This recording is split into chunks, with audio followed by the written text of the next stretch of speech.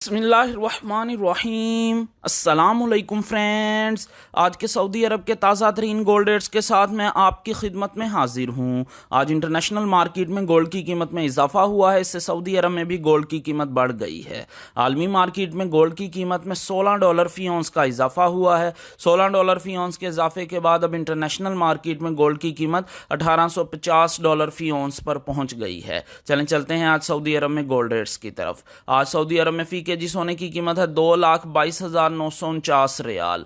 आज सऊदी अरब में फी औंस सोने की कीमत है 6,933 रियाल और 70 हलाला। 18 कैरेट गोल्ड की फी ग्राम कीमत है 167 रियाल और 31 हलाला। 18 कैरेट गोल्ड की फी 10 ग्राम कीमत है 1,673 रियाल और 10 हलाला।